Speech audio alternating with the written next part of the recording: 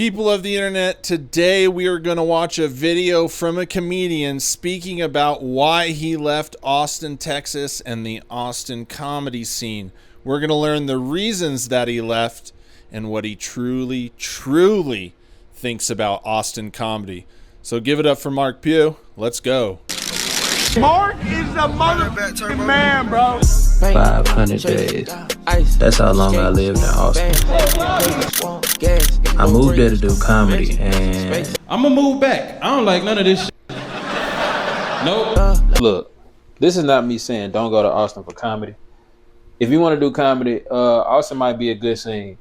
I mean, it's the cheapest option if you're looking at the three biggest cities for comedy right now anyway, between New York, LA, and Austin. It's cheaper, it's a newer scene, it's an influx of a lot of bigger name comedians out there. So it might be good for you. But when you're in a place like Austin, you don't realize it, but you are in a sea of people trying to make it, especially in a time where people get rich and famous off of the most minute things, the lowest form of effort. And sometimes it feels like Austin is a cesspool of narcissistic people who have no self-awareness. Whoa. Now we're not hearing it from a YouTube creator. Now we are hearing it from a comedian, Mark here, who spent 500 days in the Austin comedy scene, and he is explaining it. You see, people, you've heard rumblings of these little things about the Austin comedy scene, and now they're all coming together to corroborate with each other. And now we're finding out all the things they tried to hide, keep hidden under the rug, sealed in the mothership. All these things are coming out. I read a comment on a video I did yesterday, and the guy said there's so many people coming here for Austin comedy and trying to make it because of shows like Kill Tony and Joe Rogan right there and the mothership, and they all have these big dreams. But in reality, there's so many people there all fighting for stage time that these comedians are turning into homeless people because they have no work and they're rushing out there. People thought it was a gold mine, and, you know, they gave up everything to go there. And now we're seeing that these guys that run the Austin comedy scene, Rogan, Hinchcliffe, whatever, are all these big narcissists, like he said, and they're all trying to control all the maneuvers, what comes in and out, and it just creates this weird, like he said, cesspool of narcissistic people. It's weird to go into a place where nobody gives a fuck about who you are, even on a human level, until they see that you good at the one thing everybody moved out there to do. That's weird. It's weird as hell. There's a lot of weirdo shit that went down in Austin in the comedy scene. I'll explain a little bit later. I say it's about 4 types of people that need to move to Austin. New comedians. Comedians with a lot of followers. If you know somebody that knows somebody, aka Joe. And lastly, Dick suckers. It's a lot of dick suckers. Oh boy. Remember I was telling you how the reason Joe Rogan has that comedy club is because he controls it. And when he controls it, he's funny there. Because after that last special, if there were many people that even thought he was funny and didn't know this before about Joe Rogan, now they know that he's actually a terrible comedian and not in the slightest bit funny. And so he has that club because it protects him being funny, because that's the only place he can be funny, and he can control who comes in and out, and all the people have to bend the knee to Rogan, or as he says, be a, you know what I mean? And a a lot of people will say this about a lot of other comedy clubs. There's just drama everywhere because people are human. But then there's like this normal threshold, and then it just becomes known all over the internet. All the comedians that are outside of the Rogan sphere are saying it. The bigger comedians like Mark Maron are saying it. People in the Rogan sphere like Mark Norman, Shane Gillis, Big J, I would consider him extended. They're all calling it. So at some point, this bubble has to burst, or something really bad would have to happen, because it's getting to a point where it's going to boil over, and it's either going to be a big exposure of something, or I think the closest we've seen was Joe Rogan lashing out at Brian Callen. Something big might happen like that too. We still got some time left in 2025. I said it was going to be a bad year for the Rogan sphere. It is technically a really bad year for Joe Rogan, but it could get worse. Basically, if you're good at being fake, just to suck up to semi-famous people, you good. I feel like where I'm at in my career, almost 10 years of doing stand-up, I was not getting the type of opportunities I came out there for. There was very little help. It was a whole lot of gatekeeping on how to get to certain things. When it came time for like life-changing opportunities, that information was rarely being given. I'm not the networking type of dude. I do the one thing I've always been doing since I started, which was get on stage and put everything on stage, because that's what we're here for. That's what I was understanding. This is why we doing this shit, to show what we do on stage, and I let that shit speak for itself. That's how I got every opportunity. It was hard for me to be where I was and to be as good as I had been for almost 2 years and not getting even half as much as people who are not even 2 years in yet, or not even talented, to be honest. So it got old, because I ain't never stopped nobody from, or try to stop nobody from getting theirs. Whether I feel like they deserve it or not, that ain't for me to say.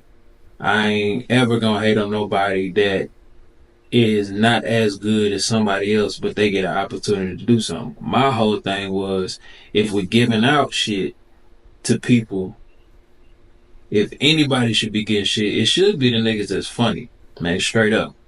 So I was seeing a lot of people who weren't as funny as other people, but they were moving faster.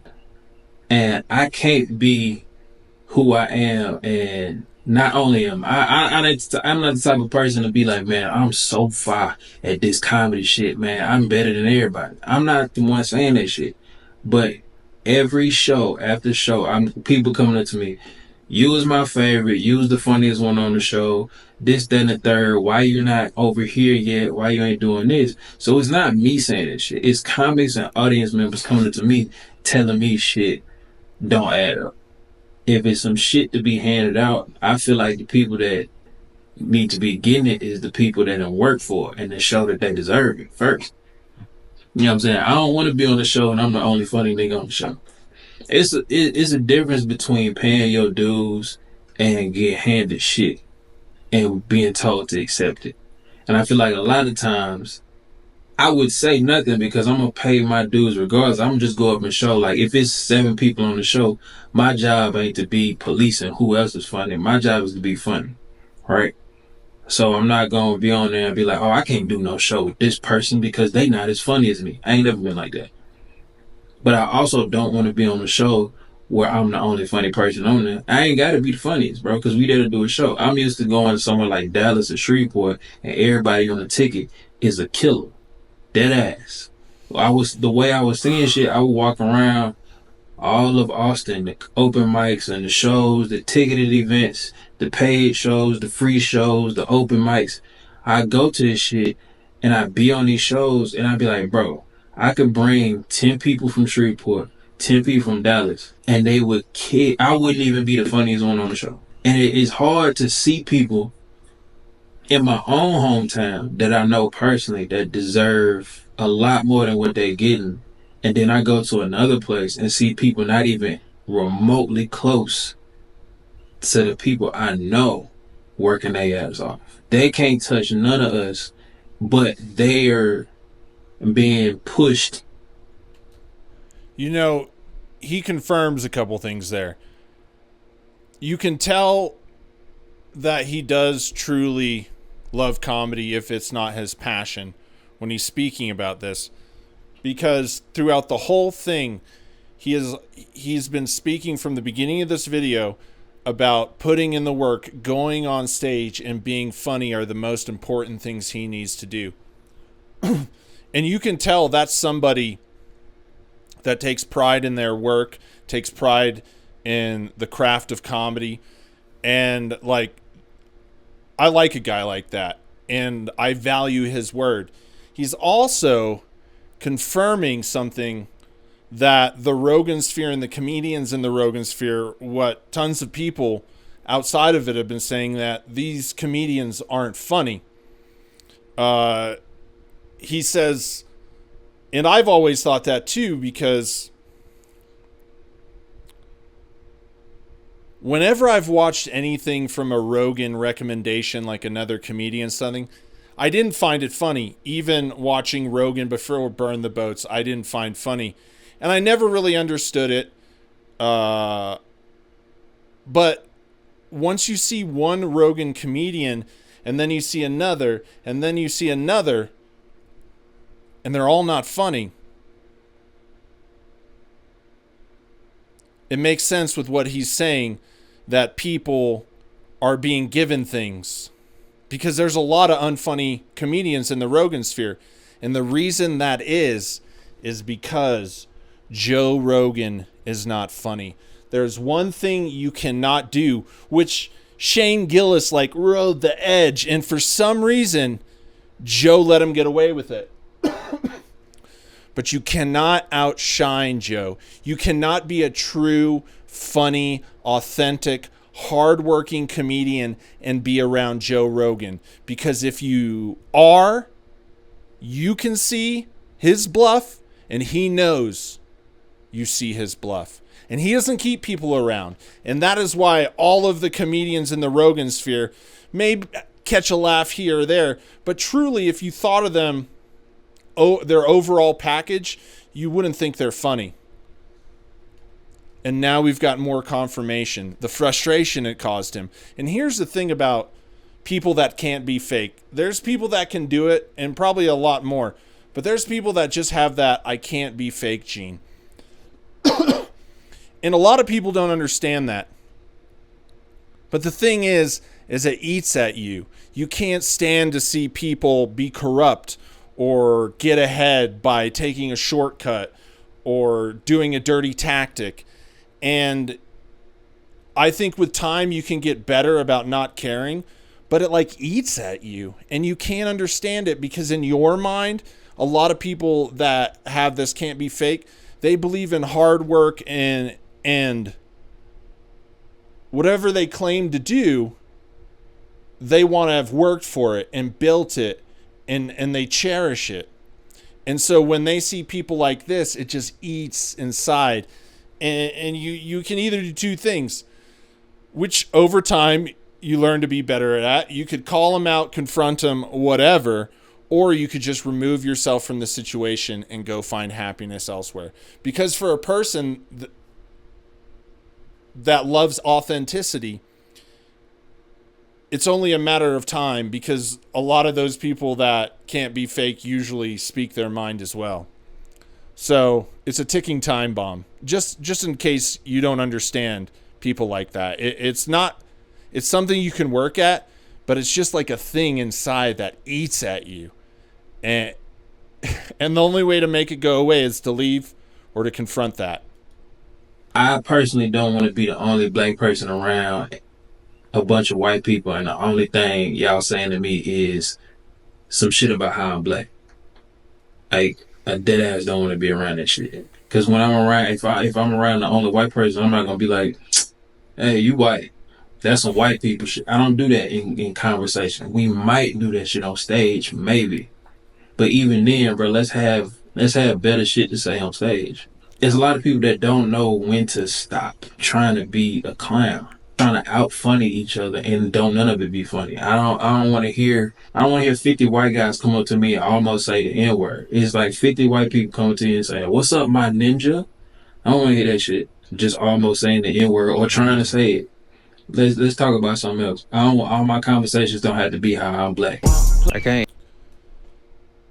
Now we get another confirmation right here because we looked at a video the other day and there are rumblings that backstage in the mothership they use racial slurs freely, and oftentimes it's a bunch of white guys, and the N-word is what is brought up the most when related to the green room stuff. And now we have confirmation of that.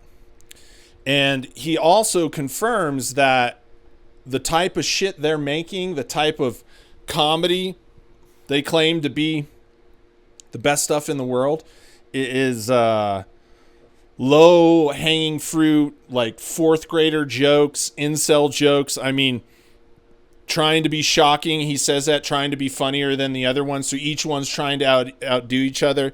They don't let each other shine and rise together. And that the comedy is just absolute shit. He's confirming that as a comedian that worked in Austin. So I think it's good to watch these videos because now all the things that we might think or we might say but aren't certain. Now we're looking at comedians yesterday and we're looking at comedians today, and they're all saying the same thing. And they're from different worlds. Like I said, I don't know. I think there's two options, okay? I don't know how long this could last, and it will lead to two things.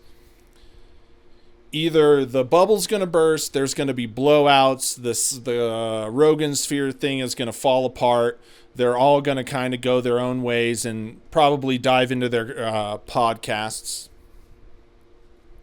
Or the thing that will most likely happen, like with all cults, is they're going to build the wall and shelter themselves from all of it and just continue to do what has made them a lot of money and success.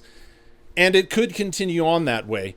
I think this is just like the video yesterday said, this is just like edgelord humor. And there's a ton of edgelords out there. The internet's full of them. There's a lot of single men that'll be willing to hate on women, hate on other races, and then hate on each other and just do it all over again every week. Kill Tony will survive like that.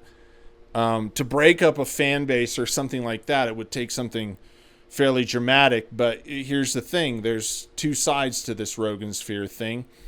And each side is going to dig in. And I'm here just to kind of give you all the facts from both sides and try and see it both ways. But I think that's what's gonna happen. I most likely think that they're just going to dig their heels in, build their walls, isolate themselves from people, and carry on in their way and hopefully lose the attention that, me and tons of bigger people are giving them. You could always say people love the come up, but they love the come down so much more. Maybe this is what people wanted in the end. Who knows?